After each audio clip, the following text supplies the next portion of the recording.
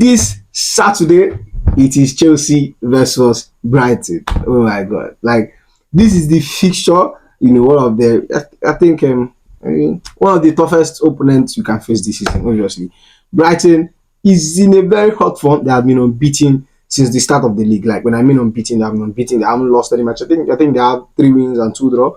I don't know. Or I'm not really sure about their form, but I know they haven't lost a match. This is the history between us and Brighton. From us stealing their players to us with beating us at Stamford Bridge. But one thing that I gave to Mauricio Pochettino is that when it comes to Brighton, he made sure anywhere he catch them, he wiped them well. Last season, we won Brighton back to back, home and away. Even during the summer series at the preseason last season as well, we won Brighton and we lifted the cup.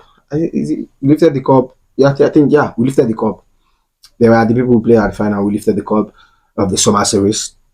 And this is the very, the history. We took their backroom staff, we took their coach, we took their players, which all of them are now coming to, they're now coming to fruition. They're now, giving they're now living up to the price tag we paid for them at Brighton. But first of all, welcome back to the channel. This is Papi Knows Football and I'm your host, Fanboy Papi. First of all, if you are a newcomer here, you like the video. Even if you're not a newcomer, you have been an OG watcher of the channel. At least we need to get like 10 likes for this video. 10 likes is not bad. We are almost approaching 500 subscribers. 10 likes, it's just like, man, no, just 10 likes, we good. And at the end of the video, you like what I'm doing here, you just, subscribe to the channel so, you can keep seeing more of me. So Brighton. I think Brighton has been on a very good form. Brighton is giving me those Southampton vibes. Brighton has changed a lot of coach back in a while. They changed their coach last season, brought in a new coach, the youngest coach ever in the Premier League, and he won last month's coach of the month, manager of the month, coach of the month. All of them are the same. He won the last August manager of the month. And Brighton has been in a good form, securing a draw against Arsenal, securing a draw against Nottingham Forest. I think winning Manchester United and as well winning their opening a match. Even though we cannot say that they are not as exciting as they are under Roberto Di Serbi, we know they are a very strong side to contest against. They are very, very strong. And one thing that I think that's like we have on our side is that Joao Pedro is out injured. Joao Pedro is injured. It has been confirmed by their coach. I think it's bad for them and it's good for us because we know the kind of player he is and we know the level of harm he can cause to this team or he can cause to his opponents. We know who Joao Pedro is. You get me? He's a very, very good player. He's a very, very good player and never to be underestimated. And what am I expecting in this match? Obviously, I think we should carry on with our winning form, and I think we should. Obviously, I think we should carry on with our winning form, but it's not really going to be an easy match. You get me? It's not going to be an easy match, But I think Chelsea are showing that we are a team. We can play fine football and get the result we want, and we can still grind out. We can still go grind out football, play dirty, get yellow card, and still get the points like we did against Brighton. And I think this is one of the match we will play. I think this is fine football. You know how good Chelsea are when a team wants to come out and play us, and which Brighton will definitely not sit back. They will come out, they will press us, and I know that's where we thrive. Even under Mauricio Pochettino, any team that comes out to play Chelsea, you know what to get. The only problem we used to have is all these low block teams like Bournemouth, Wolves before, but now Wolves are more of like attacking. Any low block team, anything that can sit low block, Brentford, all those teams that can sit back, allow you to play with the ball, hit you on counter. That is usually the team that causes Chelsea harm. And I would love to see, what we will be getting against all this team. But Brighton, they are going to come out. They are going to press us. They are going to play us ball. Definitely. That's what I'm expecting.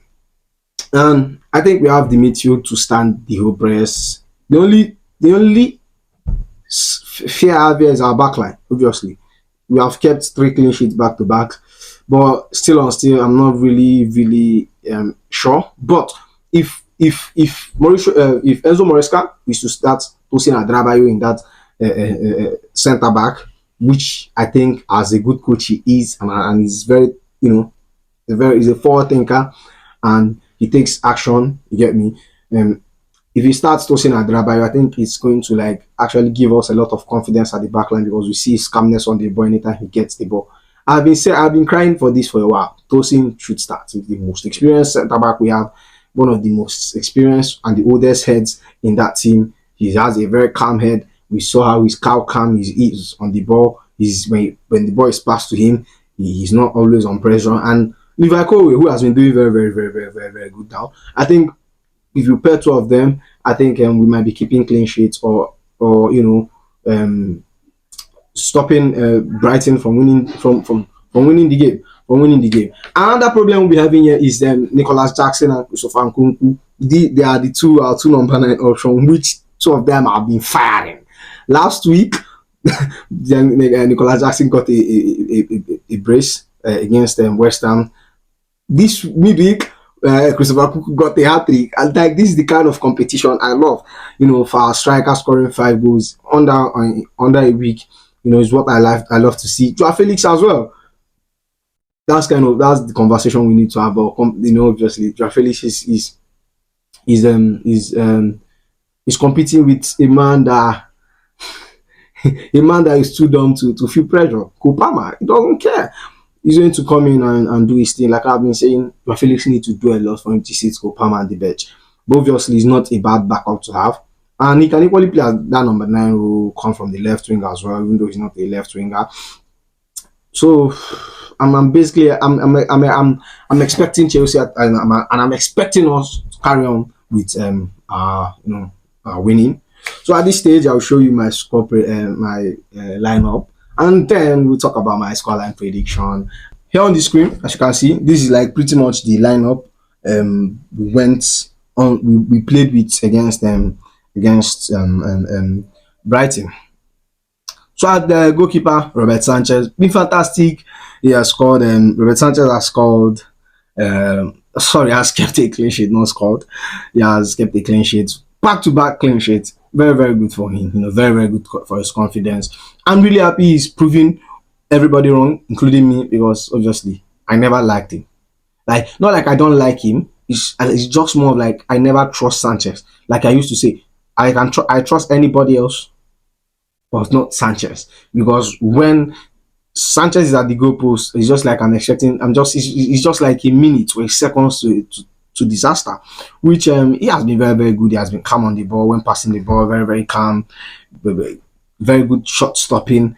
You get me? He hasn't been all this hot and his usual hot and cold he used to be. He hasn't been like that for a while now, which I'm very happy. I'm very glad that he's seeing his form. And my two centre back, obviously this is a no-brainer here. Levi Crowell and Tosin Adrabayo, which has been so far so good. Am I allowed to say that being the best centre back pairing we have at the club?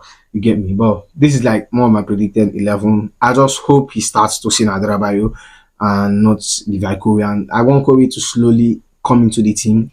Tosin is actually been performing and he needs to start. Levi Kowe, fantastic player. Everyone knows the potential he has. And on the right side, we saw Malo Gusto playing the midweek, even though he played for 40 something minutes. He played for the first half of the game. I think he just says you start this game straight up, maybe giving another 45 minutes or just play 50 or 60 minutes, and then he's being subbed. Very good player. But the problem now is that will he be the one inverting? Because when we saw Mark Cucurella played that inverting role against West Ham, he was everywhere. He was balling. Like at the point, like I said, I was at the viewing center where I was watching it, and someone asked me, "Is Mark Cucurella playing as a midfielder?" But he navigates there so far so good. I don't think any player in the world, should I say in the world, is it safe to say in the world, does that inverting role like Cucurella. I think he's the best. But one thing I think is that Makurela is equally good defensively, and that's why the coach kind of uses Malo Gusto to invert. Is better defensively than Malo Gusto. But we'll just have to see what happens. And I have to go to my two pivots, Enzo Fernandez and Moses Casado. No brainer. That's not like it's not like you don't even have to think about it. They have been best. The best players we had. Maybe Romelu Lavia returns this week. I don't want to see him start actually. I think it's better he comes in the second half and play. But I've been wanting to see him. Obviously, I think him and Moses Casado is our best midfield option. Genuinely, I think they are the best midfield option we have at the club currently. But Enzo Fernandez, he hasn't been bad. 100 million, he can be sitting a 100 million player on the bench. He has to work. Like he has no reason not to work. He must he must work. So he has to just enter, do his thing. He has been good so far, so good. He hasn't had a stellar performance, but for the past few matches, he has been performing. He has been doing all right. He's been doing all right. Like he hasn't had a 8 or a 9 performance, but he has 7, 6.5 here and there. Very good. Does the basic thing he needs to do. And then at my number 10 row, nobody else than Cole Palmer. Cole Palmer starts as a number 10 role. He's very, very good. I think there's no position he can't play. When he was asked about his favorite position, he said, just put me near the goal post. You get me? He's very, very good at this number 10. Yeah, and he has been a very creative figure for us, creating four, 5 assists. 5 assists. I don't know. Four assists actually, and then scoring 2 goals. You get me? Very, very good player. And people say, yeah, maybe he's not turning up like he does last season. Yeah, maybe, but I'm happy that we don't have to depend on Kopama to turn up. You get me? We can have players like Dudan Sancho do some damage. Have players like Jackson do some damage. Madueke, Pedro Neto, Jaffe. Oh my goodness! I don't think anybody have the squad depth we have in the English Premier League. Nobody, because our second 11 is as good as our first 11. If I'm not mistaken, because we have so much quality in this team. We have so much quality in this team. And on my left wing side, we'll go with Noni. A lot of people have been calling for his head, but I think he should be given time. I think that Barrow match, we kind of send a signal to him. Everybody wants to sit everybody on the bench. Pedro Neto scored within the week. And still on say, I still think Madueke should start. Madueke, very, very good player, but he's just selfish. And there's this arrogance I love about him. And his arrogance, everyone say like that confidence vibe, that cocky vibe.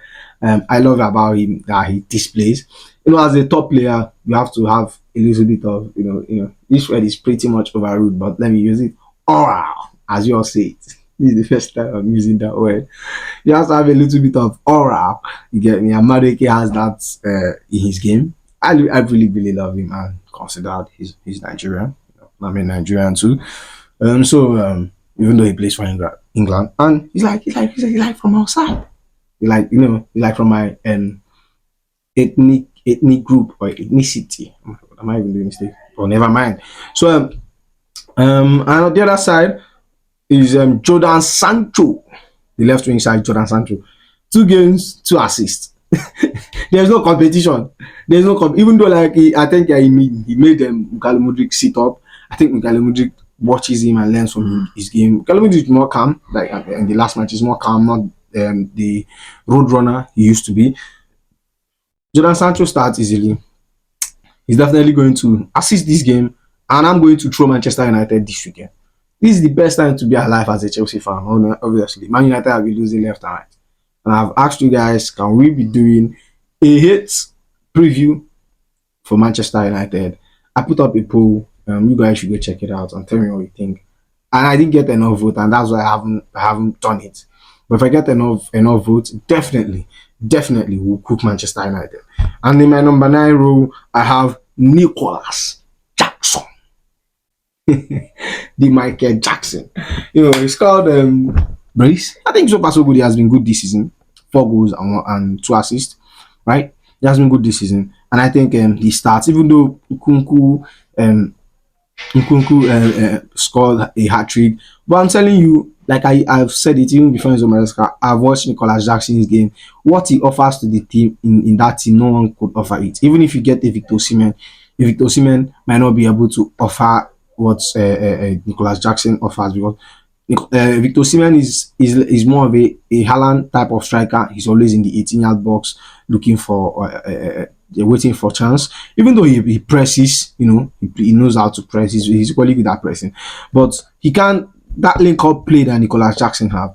I haven't really seen a striker that plays the way he plays because he has a very very good link up play and hold up play. He can just pass even if he doesn't score. He makes he create chances for his wingers. He links up with his wingers very very well. We have seen him with Jordan Sancho, and Sancho has been pretty much assisted him.